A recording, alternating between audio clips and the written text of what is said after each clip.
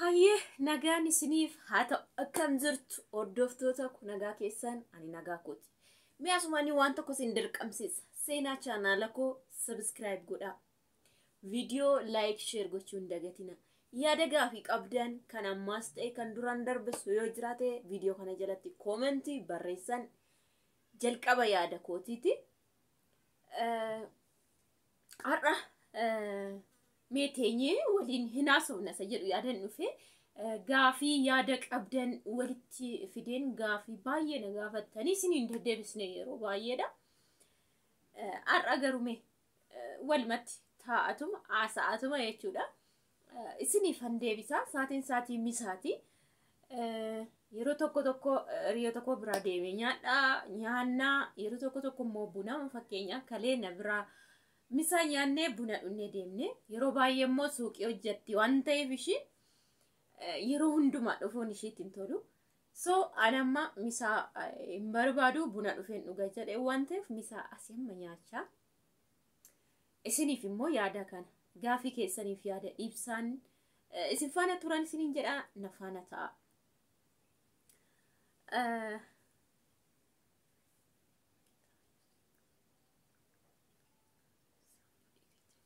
Amen.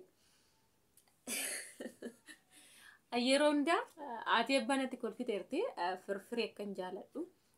Firfiriin jaaladhan yeroo baay'ee bakka dhaadhaa minaaminatti godhanii yoo jedhan. Dhugaa ani bargeet foon dheedhii sana baay'ee nyaadhu. Namni maal jaalattu foon wuyii kitifuu minaamin jedhu garuu amma kanaa mitan isatti. Kanaafuu qatte immoo naan hin jedhinaati. Nyaachaan isinitti haasa'am. Gaafii akkana torban ta'a walitti qaban isinii deebisa jedheen dhiyeesse. Kan yaadadhe isiniifan deebisa jechuudha. Tokko ati hoo waggaa guuttee naan jechaa jirtanii ati hoo waggaa guutaa jirtaa maal hojjechaa jirtaa naan jettu waa'ee hojii koo irratti yeroo baay'een dubbadha. Maal hojjechaa jirtaa kan jedhe hin jira. Lammaffaa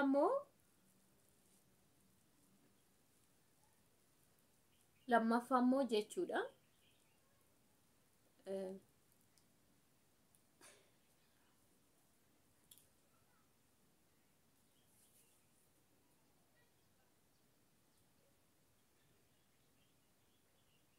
Nyaachaa soo baay'ee hin jaaladhu. Lammaffaa immoo ijoolleen baay'ee jaaladhu. Baay'eetu jira dhugaan isiniin jedha. Chaanaalli koo ganaa xinnoodha garuu warreen na jaalatan na kabajan baay'eetu jira. Anillee bargit ammeenya eenyuufuu hin qabu. Firii ta'e waan hin hojjedhu kan waan irra dabsee minaamin viidiyoo hojjedhe sin qabu jechuun direct man hojjechaa jira jechuudha. Innaa yeroo baay'ee gaafii kanatti deebisee ati maaliifi nama si faana hojjetu hin barbaanne? Ati maaliifi obboloota kee faana deemtee hin hojjenne? Gaafii lammataadha kuni. Tokko fudhachaan isinitti haasa'a.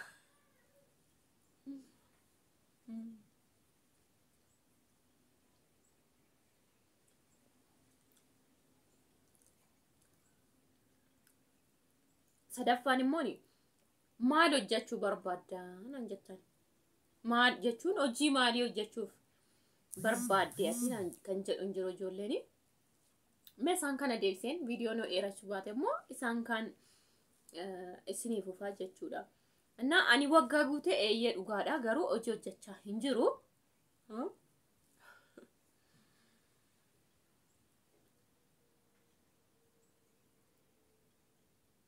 Maaliif seetanii kan karoorsu siin kan raawwatu garuu waaqayyoodha. Waan baay'een karoorse yeroo nachi biyya sana jiru dhufee nan hojjedhaa kanan godhaa sanan godha jedhee kan hin jiru wanta baay'eedha jechuudha. Garuu gonkumas waliin arganne gonkumas hin taane inni nan yaade jechuudha. Inni guddaan amma maanni aftee nani qabuuf yookiin abdii nani qabu waaqayyoon kadhadhee daandii waaqayyoo irra na jiraachise bichaa. Bakka akkanatti jiraatta soo jedhu fuulduratti wanti biraa balballi biraa jira soo jedhu kanaa gadi soo jedhe bakka kadhannaadhaan isa faan isa dhageeffachuu qofa jechuudha.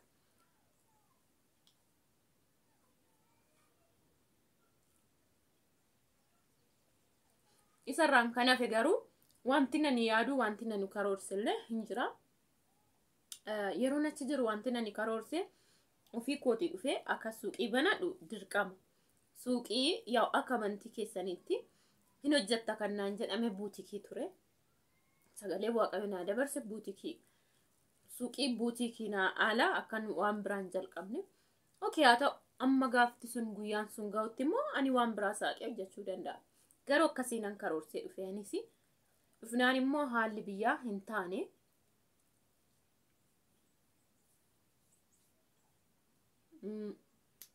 Hinnanaaf hin taane.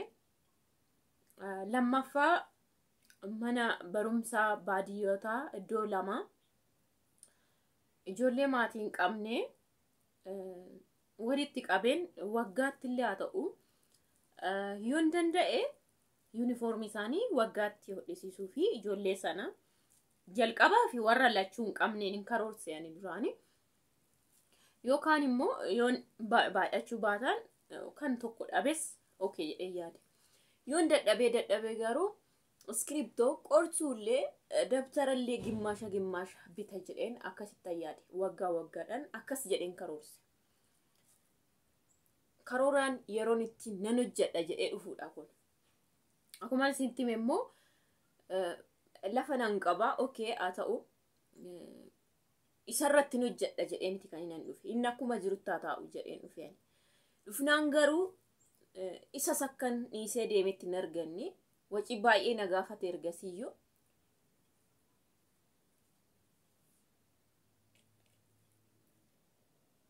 Fakkeenya mana reefunnaa sana waggaa 3 ijaaramee waggaa 3 dhiisee deemee namatti galchee balbala mastaawutii irraa cabsanii birrii 4,000 natti galchee barandaan kan garafamee jiru kan lishuudhaan intinii jedhee jiru qoffaranii balleessanii isa ganaan ammoo hojjechiisaa keessi ni dhate tokkotti galaa tokko waan ta'e godhee ba'aa hin beektu nama keenya ganaan akkaaratti garagaantii makiina tokkotti buusee guute jechuudha keessa ganaan irraan biyyoon dabalee waan baay'ee godha jechuudha. Ishi allis yeroo sana maragamee jira yeroon bitee deemu irraa dhiqamee otoo garafamee dhiqamu tureeyyu. Ani immoo nama naa garafsiisu amma kana namannes nama sin kadhanne feenes bakka.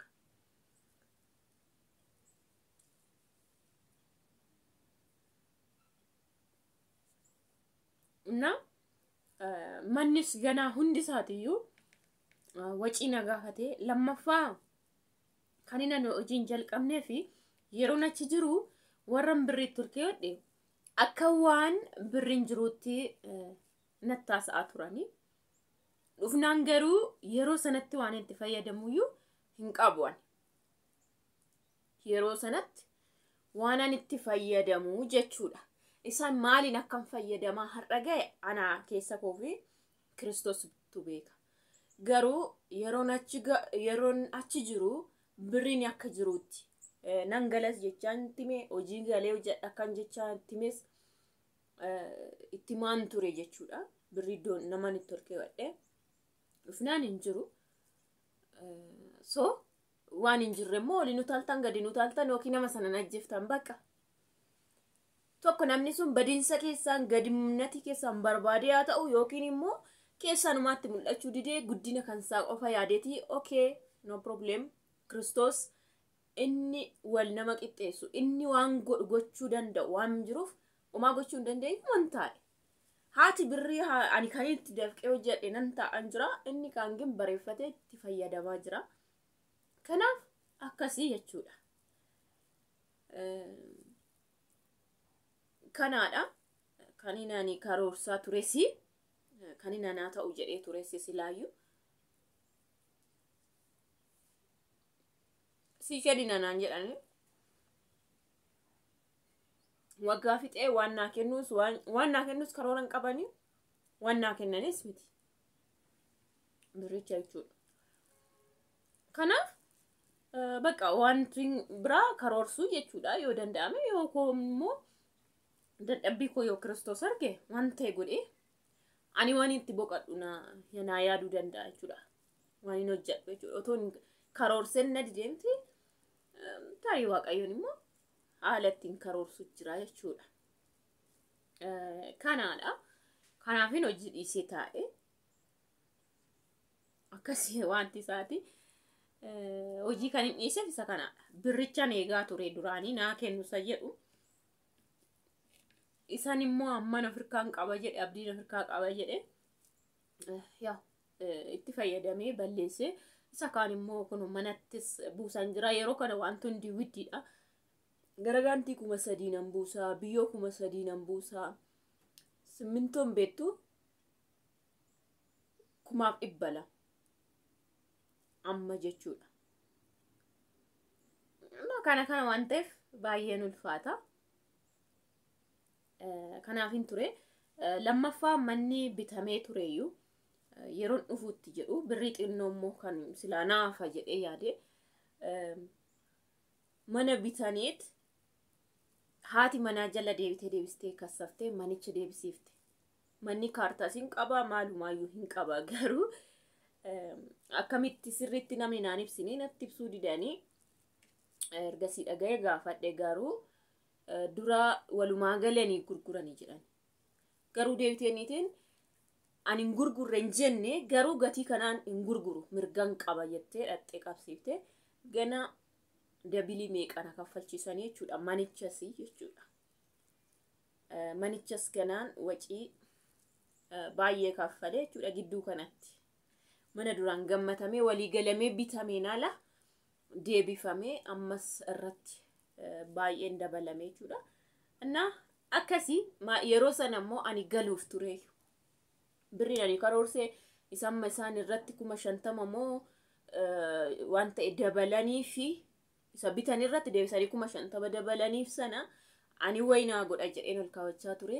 Lammaffaa isa balleessan sana hin jira jedheen ture. Isaanan galee hojii hojjedha jechaan ture bakka nagaa jedhee Waaqayyoon haa eebbifamu lafa bitadhee okay. Ishii kanaan immoo waan ta'een hojii jalqaba jedheen dhufe hin taane egaa hundi isaatu jechuudha. Kanaafin hojii dhiisee akkamitti obsitee waggaa tokko teessee hojii malee akkamitti teessee immoo maalinni gaafa ijoollee baay'eeti.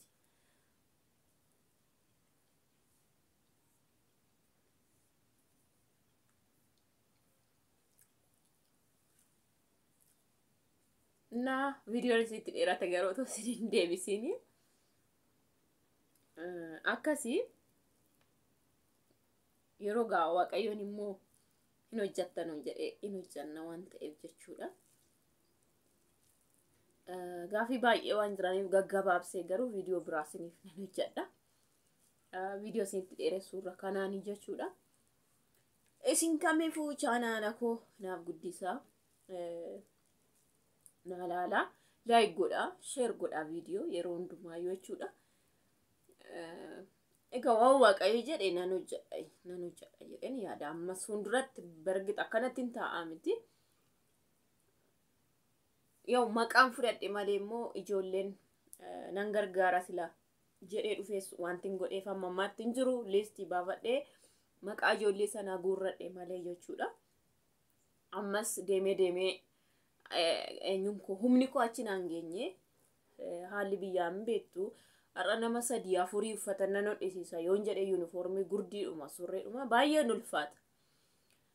Jalqabee immoo dhiisurra gaafa Waaqayyoon jalqabinaan jedhe tarii hin geenye yeroon isaati anatti tariifatee isa jedhu yaadeen callisee hin dhiisu bargeexa dhaqeellee gorsaan illee bukkee dhaabadhaa malee jechuudha. Akkasii egaa